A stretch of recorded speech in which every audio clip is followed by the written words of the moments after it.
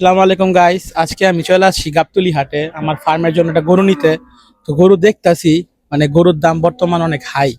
জানি না গরু কিনতে পারবো কিনা, তবে ঘুরেন দেখি গরু আজকে কপালে আছে নাকি। আসেন আপনাদেরকে দেখাই। এখনো পুরো হাট জমে ওঠে নাই, যদিও আস্তে আস্তে গরু আসতেছে। এটা হচ্ছে 12 মাসের হাট, সবাই তো জানেন গাবতলী। এখনো ওরকম ভাবে কোনো ভরপুর ভাবে জমে নাই, পুরা দেখতে পারতেছেন পুরা জায়গাটা খালি। দেখাও ভাইয়া। চাওয়া দাম কেমন? চাওয়া দাম কেমন? এটা দাম তো 10-15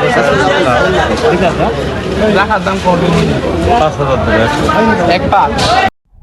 এই গরুটার দাম মামাই বলতেছিল যে 1,05,000।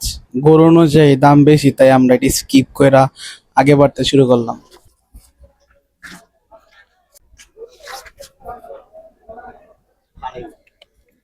আসসালামু আলাইকুম গাইস, এই যে এই দুইটা গরু ভাল লাগছে আমার কাছে।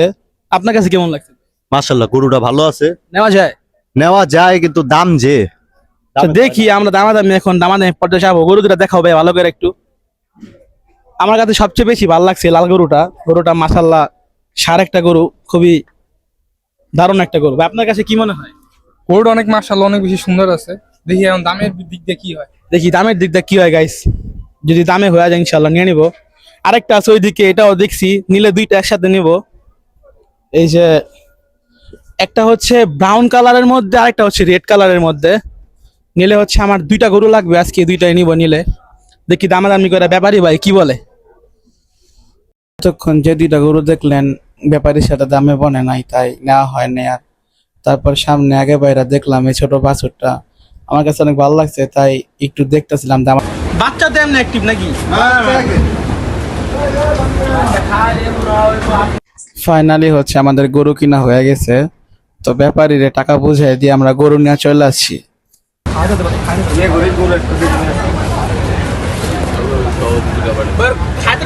আচ্ছা আমান ভাই, আপনি যে একটু আগে একটা দেশালের বাচ্চা কিনলেন, এখন আরেকটা গরু কেনার চিন্তা ভাবনা করতেছেন?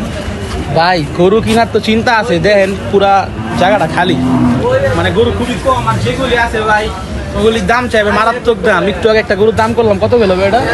কোনটা, জোড়াটা? না, জোড়া না, ওই যে বাচ্চাটা। 1,10,000। 1,10,000 টাকা একটা। যেটা আর কি আমরা মনে করেন আজকে না, মানে 4 রাতের মনে করেন 2 দিন 3 দিন 4 দিন আগেও যদি নেই, সর্বোচ্চ গেলে হাসিল সহ 70-75 এর মধ্যে এটা চাইতেছে আমাদের কাছে। 1,10,000 70-এর গরুটা চাইতেছে তাও 1,10,000, তাও একদম কোনো দামাদামি করন যাবো না। একটু আগে এই আমার বন্ধু একটা গরুর দাম করলো, কত বলতো এটা? ওই সাইডেরটা, ওই সাইডটা কইতেছে ওই যে 1,15,000। ওরা কইছে 1,15,000। মানে গরুর দাম কোনো অনেক কমে বেশি। না, অনেক বেশি দাম চায় কোনোভাবেই। মানে একটা লিমু হইলে আবার কোনো ক্যাপাসিটি না। একটা গরু দেখলাম তখন, বড় একটা গরু লিমু গেলাম। ওটা জোড়া কত ছিল ভাই? জোড়াটা 6 লাখ। 6 লাখ টাকা জোড়া চাইছে। ওটা আমরা 3.5 লাখ পর্যন্ত কইছি, কিন্তু দিল না। দেখি এখন ঘুরিয়ে আমরা, সময় তো এখন আছে, যেহেতু এই ঘুরাটা যদি পাই কপালে থাকে আরেকটা লিমু। একটা নিচে যদি আমার টার্গেট আছে 3টা করে কিনুম, দেখি এখন কপালে কি আছে। মনে হবে কিনতে পারো ইনশাআল্লাহ। টানা 2 ঘন্টা পরে আমার চোখে একটা গরু ভালো লাগছে। তো ব্যাপারী মামার জিজ্ঞেস করলাম, মামা কেমনি কি? মামাই বলতেছে আহে নাকি গরু দেখেন, পরে দামাদামি করি।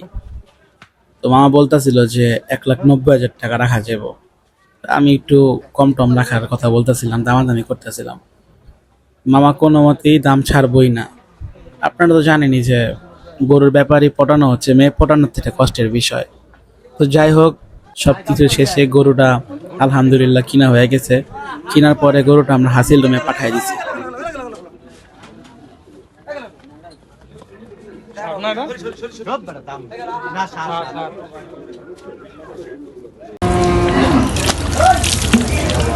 ভাই অনেক ক্লান্ত হয়ে গেছে, পানি পানি একটা গরু কিনা অনেক ক্লান্ত হয়ে গেছে। গাইস, একটা গরু কিনা শেষ। গরু হাসিল রুমে পাঠানোর পরে কিছু চা খাইতে। মামাই সবাইরে দিচ্ছে কাপে চা, আর আমার দিচ্ছে গ্লাসে চা। তো ফাইনালি হচ্ছে আমাদের গরুটা কিনা শেষ। এখন হচ্ছে আমরা পিকআপে লোড করব। লোড করার পরে হচ্ছে আমাদের এখন বাড়ির গন্তব্যে চলে যাব।